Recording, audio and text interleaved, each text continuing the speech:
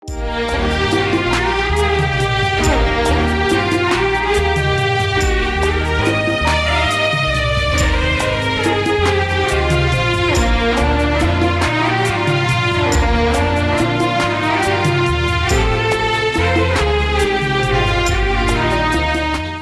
అయిన యేసుక్రీస్తు నామములో రక్షణ మార్గం ఛానల్ వీక్షిస్తున్న మీ అందరికీ ప్రభు అయిన యేసుక్రీస్తు నామములో నా ప్రత్యేక నిండు వందనములు తెలియచేస్తూ ఉంటున్నాను. ఈరోజు మనము ఒక స్వస్థతను గురించి తెలుసుకోబోతూ ఉంటున్నాము. లూకా సువార్త 8వ అధ్యాయము 40వ వచనం నుండి 42వ వచనం వరకు మరియు 49 నుంచి 56వ వచనం వరకు ఉన్నటువంటి ఒక స్వస్థతను గురించి మనం తెలుసుకోబోతుంటున్నాం. ప్రతి మనిషికి స్వస్థత అనేటువంటిది చాలా అవసరం. ప్రతి మనిషి కూడా ఏదో ఒక బలహీనత చేత బాధపడుచూ ఉన్నాడు.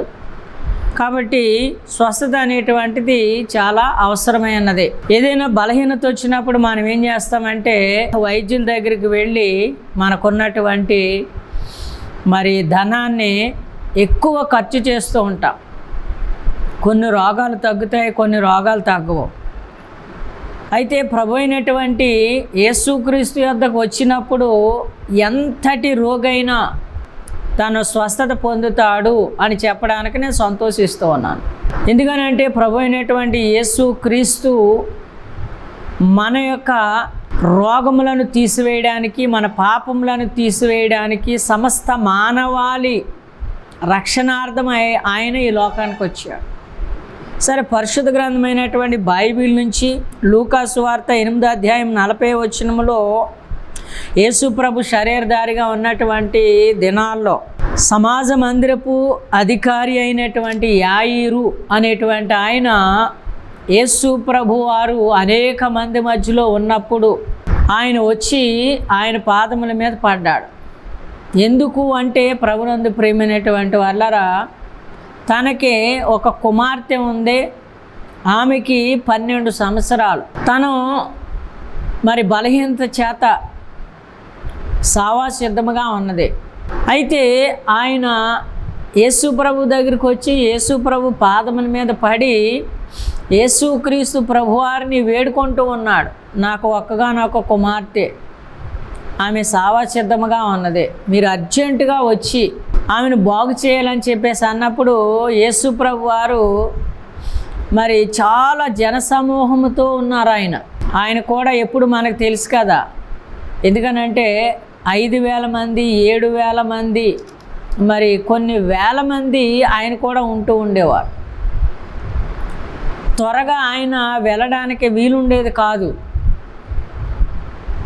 అయితే అలాంటి సమయంలో యాయిర్ అనేటువంటి ఆయన వచ్చి ఆయన్ని అడిగినప్పుడు, ఆయన పాదముల మీద పడి బ్రతిమలాడినప్పుడు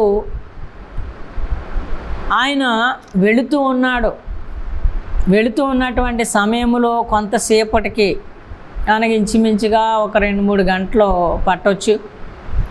కొంతసేపటికి ఆ సమాజ మందిరపు అధికారి ఇంటి దగ్గర నుంచి ఒక ఆయన వచ్చి నీ కుమార్తె చనిపోయింది అని చెప్పేసి ఆ యొక్క యేసు ప్రభు దగ్గరికి వచ్చి బ్రతిమలాడుతున్నటువంటి ఆ కుమార్తె తండ్రితో అంటాడు.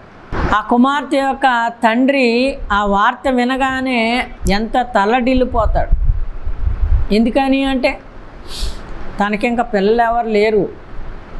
ఒకవేళ పిల్లలు ఉన్నా కానీ చనిపోతే ఎవరికైనా బాధే కదా. ఇప్పుడు 2-3 ఉన్నా కానీ ఎవరైనా పిల్లలు చనిపోతే ఏ తల్లిదండ్రులకైనా తీరనటువంటి బాధే కదా. అయితే ఒక్కగానొక్క కుమార్తె చనిపోయింది అని తెలిసేటప్పటికి చాలా అయోమయములో, దుఃఖములో ఉన్నాడు.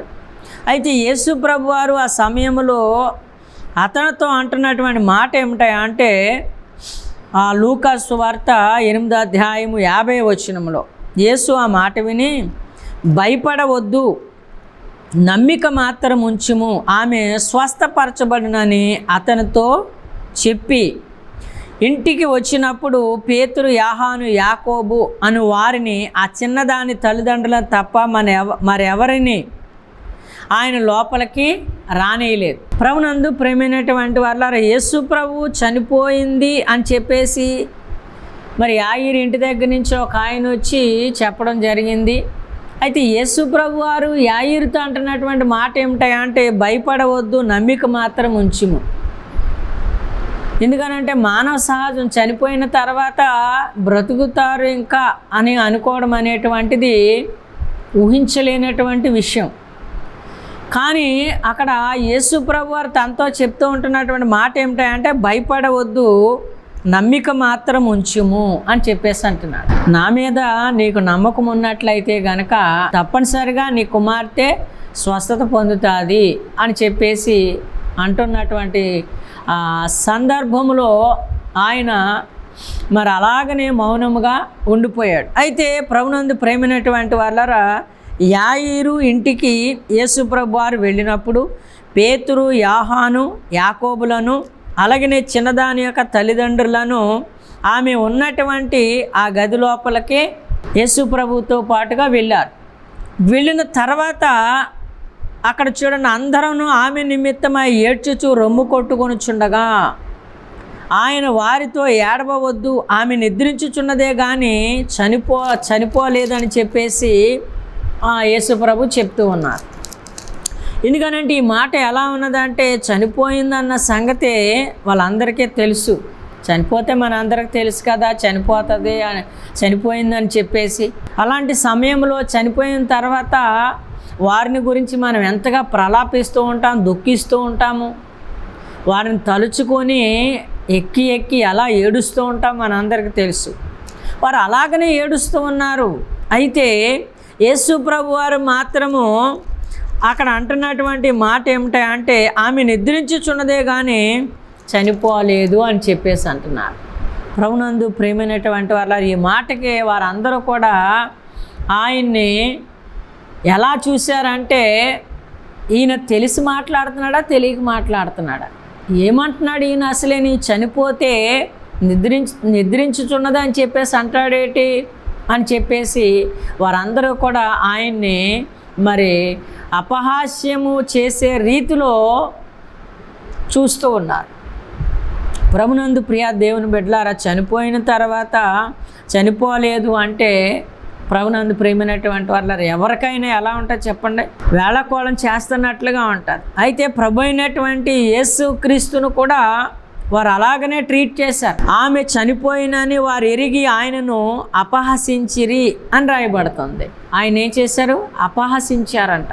ప్రభునందు ప్రియ దేవుని బిడ్డలారా, మనము ఆయన నమ్మకపోతే అబాస్పాలు అవుతాం తప్పించి ఆయన నమ్మినటువంటి వారు ఎవ్వరూ కూడా సిగ్గుపరచబడరు, సిగ్గునొందరు అని చెప్పేసి ప్రభు పేట నేను తెలియచేస్తాను. చాగల్లో మరణత మహిమ స్వస్థాలు అనేటువంటిది ప్రతి శుక్రవారం కూడా ఉదయం 11 గంటల నుంచి 3 గంటల వరకు జరుగుతుంది. వచ్చేవారు అందరికీ కూడా అక్కడ ఆ ప్రేమ విందు భోజన ఏర్పాట్లు అనేటువంటివి చేస్తూ ఉన్నారు. ఎందుకనంటే చాలా దూర ప్రాంతాల నుంచి వస్తూ ఉన్నారు. ఎంత దూర ప్రాంతం నుంచి వస్తున్నారంటే, నరసాపురం దగ్గర ఉన్నటువంటి అంతర్వేది నుంచి వస్తూ ఉన్నారు. అలాగనే చుట్టుపక్కల మరి నిడదవోలు, కొవ్వూరు, అలాగనే మరి తాళపూడి, ఆ వెతుర్లకుంట, ఇంకా చుట్టుపక్కల అనేక ప్రాంతాల నుంచి ఈ మరణత మహిమ స్వస్థాలకు వస్తూ ఉన్నారు. 7 వారములు 14-21 వారములు వచ్చి వారు స్వస్థత పొందుకొని సాక్ష్యం చెప్పి సంతోషంగా తిరిగి వెళ్ళొచ్చి ఉన్నారు. అలాగనే దయ్యముల చేత పీడింపడుతున్నట్లయితే చేతబడి శక్తుల చేత మరి వారు సతమతం అవుతూ ఉంటే అలాంటి వారు కూడా వచ్చి ఆ చేతబడి శక్తుల నుండి విడుదల పొందుకొని సాక్ష్యము చెప్పి దేవుని నామాన్ని మహింపరుస్తూ ఉన్నారు, సంతోషముగా వెళుతూ ఉన్నారు. అంటే అక్కడికి వచ్చినటువంటి వారు ఎవ్వరూ కూడా సిగ్గుపడతలేదు. దేవుడు సిగ్గుపరిచే దేవుడు కాదు, మేలు చేసే దేవుడు, స్వస్థపరిచే దేవుడు. కాబట్టి 7 వారములు 14-21 వారములు వస్తున్నటువంటి వారి పట్ల దేవుడు ఎన్నో అద్భుత కార్యాలు చేస్తూ ఉంటున్నారు. వైద్యులు చెప్తూ ఉంటున్నారు, ఇదిగో ఈ బాబు బ్రతకడని చెప్పేసి, ఈ రోగం తగ్గదు అని చెప్పేసి. లేకపోతే మరి భూత వైద్యుల దగ్గరికి వెళ్ళినప్పుడు మరి మేమేమీ కూడా చేయలేము అని చెప్పేసి చెప్తున్నటువంటి చెప్పబడినటువంటి వారు శాలకొచ్చి మరి అద్భుత రీతిలో స్వస్థత పొందుతున్నారు, దురాత్మ నుంచి దయ్యముల నుంచి విడుదల పొందుతూ ఉన్నారు. దేవుడు వారిని సిగ్గుపరచట్లేదు. ఎందుకనంటే దేవుని దగ్గరికి వచ్చినటువంటి వారిని ఎవరిని కూడా తోసివేయడు. ఆయన ఎంతటి రోగముతో వచ్చినా ఆయన స్వస్థపరిచి పంపిస్తాడు. ఒకవేళ లోకం నిన్ను సిగ్గుపరచొచ్చేమో, కానీ దేవుడు మాత్రం నిన్ను సిగ్గుపరచడు. అలాంటి గొప్ప ఆశ్చర్య అద్భుత కార్యములు అక్కడ దేవుడు చేస్తూ ఉన్నాడు. కాబట్టి ఇక్కడ యేసు ప్రభువుని వారు అపహసించారు. అయితే 54వ వచనం, అయితే ఆయన ఆమె చెయ్యి పట్టుకొని చిన్నదాన లెమ్మని చెప్పగా ఆమె ప్రాణము తిరిగి వచ్చిన కనుక వెంటనే ఆమె లేచెను.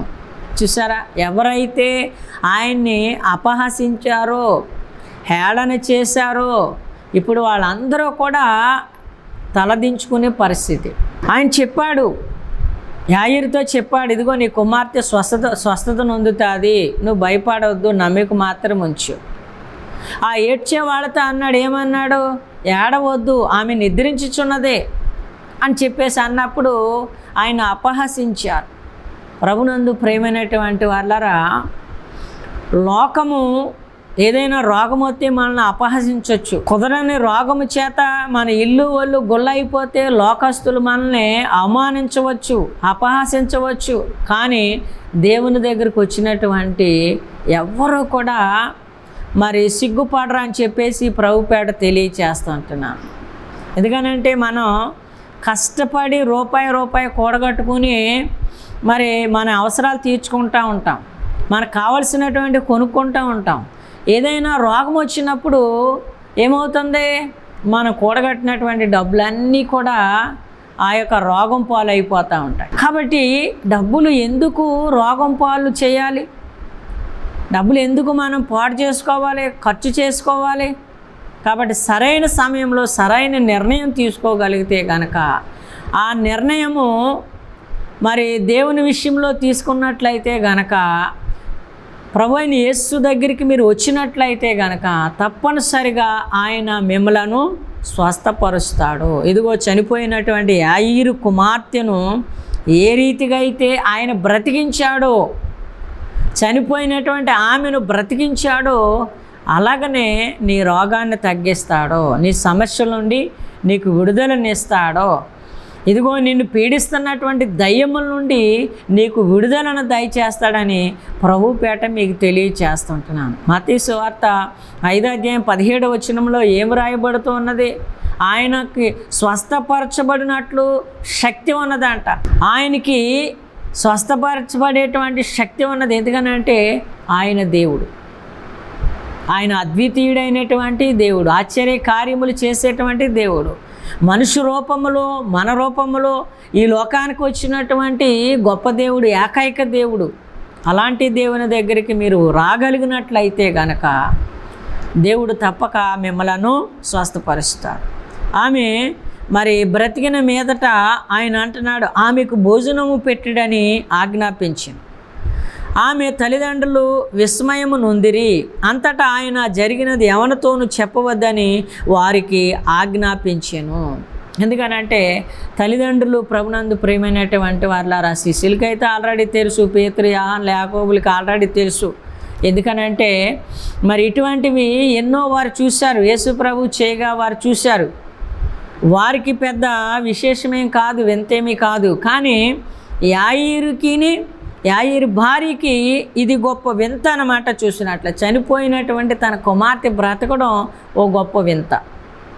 అయితే యేసు ప్రభు వారు వార్త అంటున్నటువంటి మాట ఏమిటంటే, జరిగినది ఎవరితోనూ చెప్పవద్దని వారికి ఆజ్ఞాపించాడంట.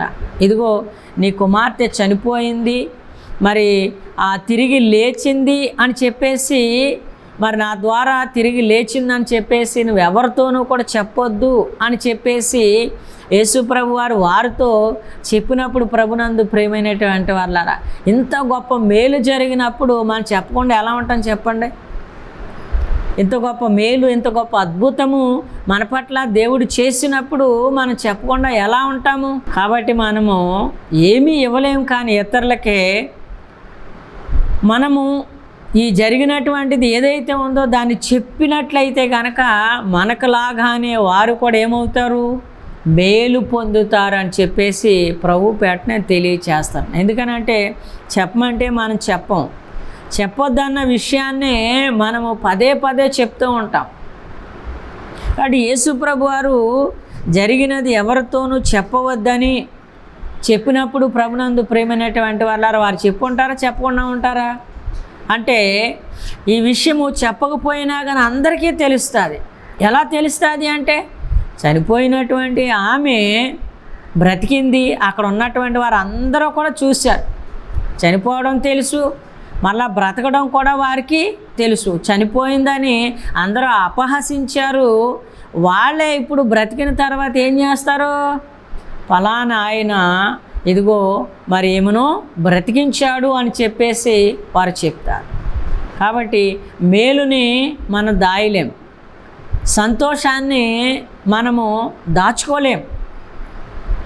ఈ మేలు ఏదైతే ఉందో అది అందరికీ చెప్పాలి. ఈ సంతోషము ఏదైతే ఉందో ఈ సంతోషం అందరితో కలిసి మనము పంచుకోవాలన్నదే దేవుని యొక్క ఉద్దేశం. కాబట్టి మరి ప్రభు అయినటువంటి యేసుక్రీస్తు మన నిమిత్తమే మరి దివిని విడిచి భూకు వచ్చాడు. మనిషి కుమారుడుగా ఈ లోకానికి వచ్చింది ఎందుకు అంటే మన యొక్క రోగముల నుండి మనల్ని విడిపించడానికి.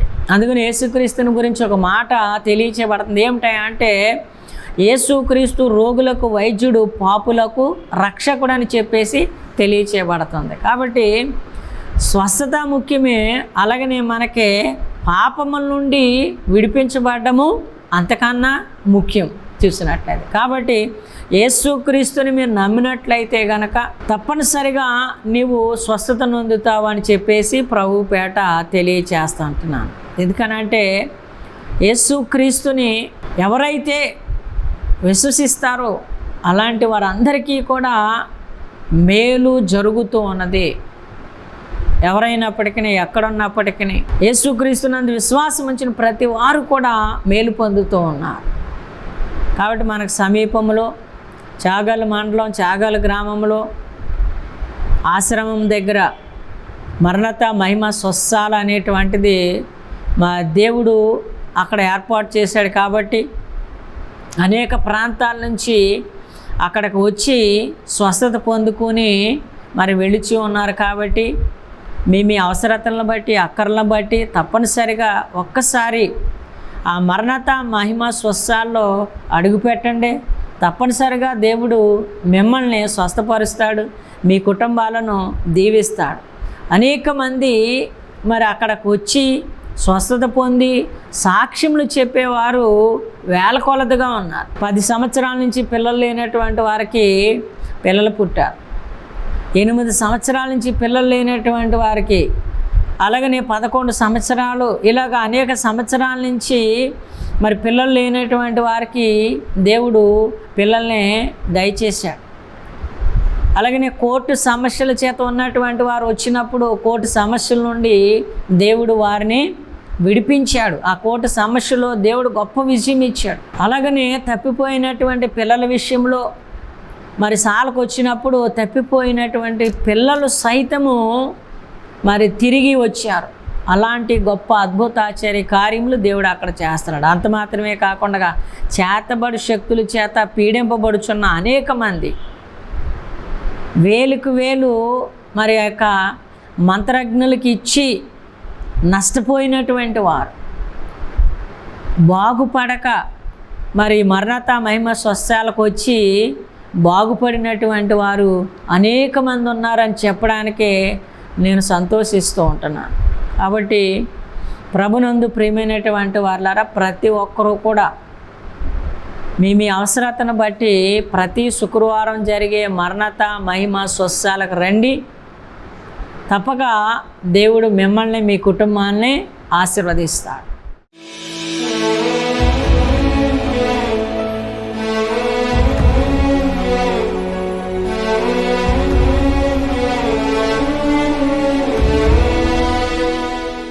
మిక్కిలిగా ప్రేమిస్తున్న మా ప్రియ పరలోకపు తండ్రి, మీకు వందనములు, స్తుతులు, స్తోత్రాలు. నా కొరకు మా కొరకు దివిని విడిచి భూకు వచ్చి మమ్ములను ప్రభువా మీ అపారమైనటువంటి కృపచేత స్వస్థపరిచి, పాపముల విషయంలో తండ్రి మా నిమిత్తమై గాయపరచబడి సిలువలో మీ రక్తమును చిందించి మా కొరకు ప్రాణం పెట్టిన మా నాథుడైన మా రక్షకుడైన యేసయ్య, మీకు వందనములు, స్తుతులు, స్తోత్రాలు. యాయిరు కుమార్తెను మీరు ఎలాగైతే బ్రతికించారో ప్రభువా, ఆ రీతిగానే ఎవరైతే రోగముల చేత ప్రభువా మరణశయ్య మీద ఉన్నారో అటువంటి వారందరినీ కూడా మీరు ముట్టి స్వస్థపరచండి. దీర్ఘకాల వ్యాధుల చేత బాధపడుచున్న వారిని స్వస్థపరచండి. సమస్యల్లో ఉన్నటువంటి వారికి సమస్యల నుండి విడుదలను దయచేయండి. దురాత్మల చేత పీడింపబడుచున్నటువంటి వారికి దురాత్మ నుంచి విడుదలను దయచేయండి. ప్రతి ఒక్కరిని, ప్రతి ఒక్క కుటుంబాన్ని మీరు దీవించి ఆశీర్వదించమని ప్రార్థిస్తుంటున్నాను. ఈ వర్తమానం వినుట ద్వారా బిడల్లో విశ్వాసమును కలగచేసి విశ్వాసము ద్వారా బిడలను స్వస్థపరచమని, అలాగే ప్రభువా ఇదిగో ప్రతి శుక్రవారం జరిగేటువంటి మరణత మహిమ స్వస్థాలకు వచ్చి స్వస్థత పొందడానికి మీ కృపా కనికరమును దయచేయమని ప్రార్థిస్తుంటున్నాను. ఈ యొక్క రక్షణ మార్గము ఛానల్ ద్వారా నీ బిడ్డలైన వారికి అందిస్తున్నటువంటి మీ యొక్క ప్రభువ మాటలను బట్టి, సందేశమును బట్టి, వర్తమానమును బట్టి మీ స్తుతులు స్తోత్రములు చెల్లిస్తూ అనేక మందిలో విశ్వాసమును పుట్టింపచేసి విశ్వాసము ద్వారా స్వస్థత, దేవుని ఆశీర్వాదాలు పొందుకునే కృపను అనుగ్రహింపచేసి మహిమ, ఘనత, ప్రభావములు పొందమని మా కొరకు పెండ్లి కుమారుడిగా రానాయను యేసయ్య అధికారనామములో ప్రార్థించి మనవులు అడిగి వేడుకుంటున్నాం పరమ తండ్రి, ఆమేన్. అందరికీ మరణాత. ప్రభు అయిన యేసుక్రీస్తు నామములో మీ అందరికీ శుభములు, శుభాశీస్సులు తెలియచేస్తూ ఉంటున్నాను. మరి ఈ ప్రకటన చేయడానికి నేను సంతోషిస్తూ ఉంటున్నాను. చాగల్లు మండలం, చాగల్లు గ్రామంలో మరణత మహిమ స్వస్థతశాల అనేటువంటిది ప్రతి శుక్రవారం ఉదయం 11 గంటల నుంచి 3 గంటల వరకు జరుగుతున్నది. అనేక ప్రాంతముల నుంచి అనేక మంది ఆ యొక్క స్థలానికి వచ్చి దీవించబడుతూ ఉన్నారు. ఎందుకనంటే ఆ యొక్క స్థలములో దేవుడు అనేక అద్భుతాలు, ఆశ్చర్య కార్యములు చేస్తూ ఉన్నారు. పిల్లలు లేనటువంటి వారికి దేవుడు మరి గర్భఫలం ఇస్తూ ఉన్నాడు. దీర్ఘకాల రోగముల చేత బాధపడుచున్నటువంటి వారిని దేవుడు స్వస్థపరుస్తూ ఉన్నాడు. అనేక సమస్యల చేత ఉన్నటువంటి వారికి సమస్యల నుండి విడుదలను దయచేస్తూ ఉన్నాడు. అది కోర్టు సమస్య అయినా, లేకపోతే భార్యాభర్తల సమస్య అయినా, అన్నదమ్ముల సమస్య అయినా, అక్క చెల్లెల సమస్య అయినా, లేకపోతే వ్యాపార సమస్య అయినా, ఏదైనా మరి ఆ యొక్క స్థలములోనికి మీరు వచ్చినప్పుడు, లేక 7 వారములు 14, 21 వారములు మీరు వచ్చినప్పుడు దేవుడు మీ కార్యములను నూతనపరిచి మిమ్ములను ఓ గొప్ప సాక్షిగా ఆయన వాడుకుంటూ ఉన్నాడు. కాబట్టి మరి మీలో ఎవరికైనా ఏవైనా సమస్యలు ఉన్నట్లయితే, వ్యాధులు కానీ బాధలు కానీ ఉన్నట్లయితే, లేకపోతే చీకటి సంబంధముగా మీరు శోధించబడుతున్నట్లయితే కనుక ప్రతి శుక్రవారం చాగల్లు అనేటువంటి గ్రామంలో మరణత మహిమ స్వస్థతశాల అనేటువంటి ఒక మందిరము మీ కొరకు దేవుడు ఏర్పాటు చేశాడు. ఆ యొక్క మందిరానికి వచ్చేట ద్వారా మీరు తప్పక స్వస్థత పొందుతారని చెప్పేసి ప్రభు పేరట మీకు తెలియచేస్తూ ఉంటున్నాను. వచ్చినటువంటి భక్తులకి ప్రతి శుక్రవారం అక్కడ భోజన ఏర్పాట్లు కూడా చేస్తూ ఉన్నాము. అక్కడ ప్రేమ విందు పరిచర్యని కూడా జరిగిస్తూ ఉన్నాము. కాబట్టి ప్రతి ఒక్కరూ కూడా ప్రతి శుక్రవారము జరిగేటువంటి మరణత మహిమ స్వస్థాలకు రండి. దేవుని యొక్క ఆశ్చర్య అద్భుత కార్యములను మీ కన్నులారా చూసి మరి దేవుని సాక్షులుగా ఉండండి, దేవుని మహింపరచండి. ఈ విషయాన్ని మరి మీకు తెలిసినటువంటి వారందరికీ కూడా చెప్పండి. ఎందుకనంటే మనం మరి ధనం ఇవ్వలేకపోవచ్చు, కానీ ఒక మంచి సజెషను, సలహా మనం వారికి ఇస్తే ఆ సలహాను బట్టి దేవుడు వారిని దర్శిస్తాడు, వారు బాగుపడతారు, స్వస్థత నొందుతారు, దీవించబడతారు. తద్వారా వారు మీరు కూడా ఆశీర్వదించబడతారు. ఈ విషయమై మరి అనేక మందికి తెలియచేయండి. తప్పనిసరిగా రండి, ఆయన చేసే కార్యాలు చూడండి. దేవుడు మిమ్మల్ని దీవించును గాక. ఆమేన్.